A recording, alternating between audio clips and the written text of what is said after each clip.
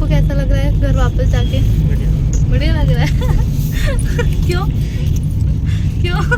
और ये दोनों दोस्त ऐसे मिल रहे होते हैं जैसे पता नहीं कब से बिछड़े और मेरे ऊपर हंस रहे थे। सोना नहीं है बेटी, घर जाके सोएंगे अब।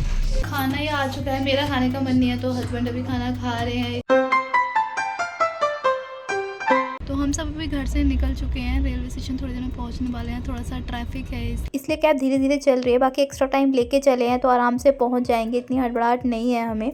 और सोना बहुत खुश है पीपी में बैठ के, हमेशा कहता था पीपी में भी बोर होने वाला है क्योंकि 24 घंटे से भी ज़्यादा का सफ़र होने वाला है। हेलो कर दो सबको, खुशी हो रही है जाके वापस घर। सोना सोना पीपी बोल दो, पीपी। आपको कैसा लग रहा है घर वापस जाके? बढ़िया लग रहा है। क्यों क्या दिक्कत है? तो घर पे काम करना पड़ेगा अब आपको, यहाँ पे मजे हो रखे थे। हाँ सब जगह मजे। क्यों, घर पे कैसे मजे? घर पे तो आपको करना पड़ेगा काम।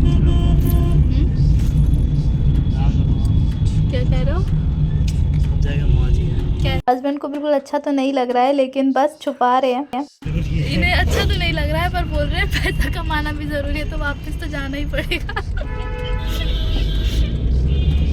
एक बात हमारे साथ अच्छी हो गई कि हम एक हफ्ते पहले निकल रहे हैं क्योंकि फिर दिल्ली में ना G20 स्टार्ट होने वाला है। हर जगह उसी के पोस्टर्स लगे थे और रेलवे स्टेशंस, मेट्रो, इन पे बड़ी पाबंदियां होने वाली हैं तो हम टाइमली निकल रहे हैं।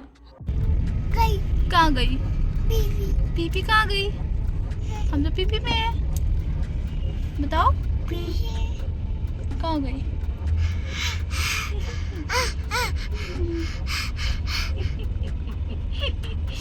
कहाँ है पीपी? क्या पीपी कहाँ है? कौन पीपी?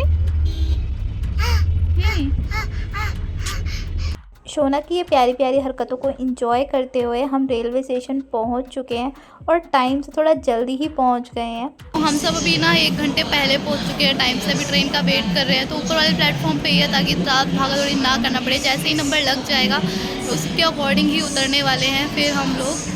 ऊपर हम सभी वेट कर रहे थे लेकिन बेबी को हैंडल करना मुश्किल हो रहा था और मुझे भी थकान हो रही थी और ट्रेन का नंबर लग जाता है, सबसे अच्छी बात ये होती है। तो हम स्टेयर्स पर आकर बैठ जाते हैं, यहाँ शोना को भी अच्छे से हैंडल कर पाते हैं। और मुझे वोमिटिंग सेंसेशन होने लगती है तो मैं पानी मंगाती हूँ अपने लिए, लेकिन इतने में ही ट्रेन आ जाती है, मैं पानी भी अच्छे से नहीं पी पाती हूँ। भीड़ हद से ज़्यादा होती है। जैसे तैसे हम ट्रेन में बैठते हैं और यहाँ शोना सबसे पहले अपने नानी से बात करता है, कॉल करता है कि हाँ मैं ट्रेन में बैठ गया हूँ और अच्छे से ना आवाज़ भी रिकॉग्नाइज़ कर पा रहा था कि ये नानी की ही आवाज़ है। घर पर बात करने के बाद अब हम थोड़ा अच्छे से सेटल डाउन हो जाते हैं और थोड़ी देर बाद लगभग 20 मिनट बाद ट्रेन चलने लगती है। हम थोड़ा टाइमली ही पहुंच गए थे, इवन कुछ ज़्यादा ही जल्दी पहुंच गए थे। बैठे हुए ज़्यादा टाइम भी नहीं हुआ था और मेरा शोना अननोन लोगों से दोस्ती कर लेता है, पता नहीं किसकी फैमिली से वीडियो कॉल पर बात कर रहा होता है। थोड़ी देर बाद हमारा डिनर आ जाता है। राजधानी में बस यही है, खाते रहो, सोते रहो और ट्रैवलिंग करते रहो। और मुझे यकीन नहीं होता, मेरे हस्बैंड पनीर खाते हैं सबसे पहले, मतलब सच में इनका मन नहीं भरा होता। रात को 11 बजे हमारी ट्रेन ग्वालियर पहुंचती है और यहाँ हम इनके दोस्त का वेट कर रहे होते हैं जो हमारे लिए सामान लेकर आया हुआ होता है। और ये दोनों दोस्त ऐसे मिल रहे होते हैं जैसे पता नहीं कब से बिछड़े और मेरे ऊपर हंस रहे थे कि मैं बहुत ज़्यादा पतली हो गई हूँ और कैसी अभी है मेरी शक्ल। 2 मिनट का ही स्टॉप होता है और उसके बाद मुझे बहुत तेज़ नींद आ रही होती है, मैं आके सो जाती हूँ। और जब मैं मॉर्निंग में उठती हूँ ना तो देखती हूँ कि ब्रेकफास्ट आ चुका है। शोना और शोना के पापा मेरा इंतज़ार कर रहे थे कि कब इस ब्रेकफास्ट के लिए मैं उठूँ, लेकिन मेरा बिल्कुल मन नहीं होता। पर जैसे तैसे मैं उठती हूँ, पर मैं ये ब्रेकफास्ट तो नहीं खाती जो मम्मी ने मेरे लिए घर का आइटम बनाया था, मैं वही खा के इंजॉय करती हूँ। शोना के मज़े हो जाते हैं यहाँ पर, ये फ्रूटी इंजॉय करता है। थोड़ी देर तो इस फ्रूटी के साथ टाइम पास कर लेता है, लेकिन उसके बाद क्या, शोना के पापा उसके साथ खेलते हैं। किसी तरीके से शोना को इन्वॉल्व करके तो रखना ही होता है क्योंकि अगर उसने ट्रेन के चक्कर कटवाना शुरू कर दिया ना तो हालत ख़राब हो जाएगी। क्योंकि मैं तो रेस्ट पे ही हूँ, हस्बैंड की हालत ख़राब हो जाएगी, इधर उधर लेकर उनको दौड़ना पड़ेगा। इसलिए उसे गाड़ी है जो लेकर आया था उसका मामू, उसी के खेल में लगा रखा है। खेल खेलने के बाद तो थकान हो ही जाती है और टाइम भी हो जाता है लंच का। और लंच में जो दोनों थालियाँ आती हैं, मेरी और एक मेरे हस्बैंड की, वो दोनों थालियाँ मेरे हस्बैंड ही इंजॉय करते हैं। मेरी तबीयत बिल्कुल भी ठीक नहीं होती है तो मेरा खाना खाने का भी मन नहीं होता है। वही फूड पाइप में खाना अटकने की मुझे दिक्कत रहती है तो मैं नहीं खाती हूँ खाना। हमेशा की तरह हस्बैंड ही खाना एंजॉय करते हैं। लास्ट में जो हमें डेजर्ट मिलता है ना, वो हम शोना के लिए संभाल के रखते हैं। शोना सो रहा होता है और हम वेट कर रहे होते हैं कि शोना कब सो के उठेगा और कब उसे आइसक्रीम खिलाएंगे। और सच बताऊँ तो उसके रिएक्शंस भी देखने थे।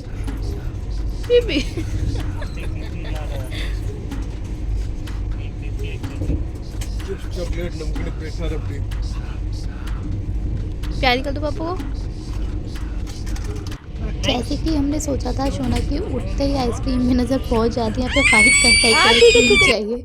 यहाँ फिर वो एंजॉय करता है अपने पापा के साथ आइसक्रीम।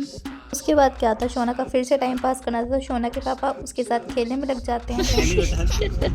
रखो गाड़ी रखो, चीटिंग करते पापा से। कौन सी नदी है ये?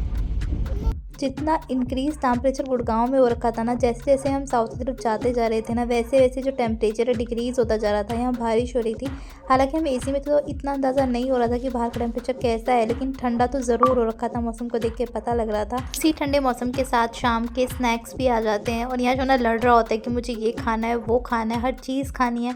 शाम के स्नैक्स तो मैं भी इंजॉय कर लेती हूँ, थोड़ा बेटर लगता है मुझे यहाँ पर। स्नैक्स खाते खाते हम अपने स्टेशन भी पहुँच जाते हैं, और यहाँ मोजे उतार देती हूँ क्योंकि टेम्परेचर यहाँ बाहर उतना नहीं होता कि मुझे सॉक्स पहनने पड़े, बट ठंडा हो रखा होता है। यहाँ से हम निकलने की पूरी कोशिश करते हैं, इतनी भीड़ होती है ना, मैं शोना को लेके थोड़ा थक जाती हूँ, इसलिए मैं उसे उतार देती हूँ और पैदल पैदल चलाती हूँ। और थैंकफुल ये पैदल पैदल चल भी लेता है। कैब थोड़ा दूर आनी थी, तो वो जो मंदिर है हमें वहाँ तक पैदल चल के जाना था। कैब में बैठने पर थोड़ा सा रिलैक्स लगता है, शोना को भी अच्छा फील होता है, क्योंकि जब तक बाहर की पीपी ना दिखे ना, उसे मज़ा नहीं आता ट्रैवलिंग करने में। सोना नहीं है बेटी, घर जाके सोएंगे अब, थोड़ी देर और जाग लो। शोना प्लीज उठो उठो उठो उठो उठो उठो उठो उठो उठो उठो। शोना शोना उठो। अरे भाई बहुत नींद आ रही है, थोड़ा और उठ लो बेटा प्लीज। आ चुके हैं और बहुत ट्रैवलिंग में तो बहुत ज़्यादा थकान हो गई थी। लंबा सफ़र हो जाता है ना कि थकान हो ही जाती है। घर इतनी ज़्यादा दूर है ना कि बस थकान हो जाती है, इतनी लंबी ट्रैवलिंग हो जाती है। 24 घंटे से भी ज़्यादा हो गए हैं हमें निकले हुए, और अब जाकर हम पहुँचे हैं।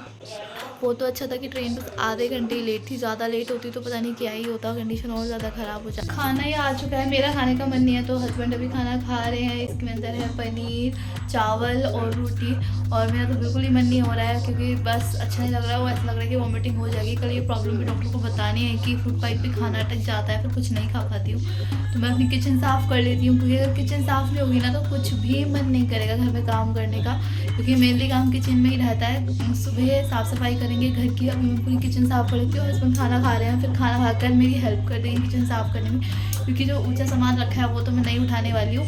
नीचे नीचे की सफाई में भी स्टार्ट कर दिया मैंने ऑलमोस्ट। ये जो सामने वाला रैक है मैंने पूरा साफ़ कर दिया है। अब नीचे साफ़ करती हूँ आराम से बैठकर, उसके बाद ऊपर तब करूँगी जब हस्बैंड आ जाएंगे। सोना को भी दूध पिला दिया है, हस्बैंड ने भी खाना खा लिया है, और अभी ऊपर की सफाई चल रही है। हस्बैंड सच में मुझे ना डांट रहे थे कि क्या ज़रूरत है सफाई करने की, कल हो जाएगी, लेकिन सच बता रही हूँ, जब तक किचन अच्छे से साफ़ ना हो ना, घर में कुछ भी करने का मन नहीं करता है।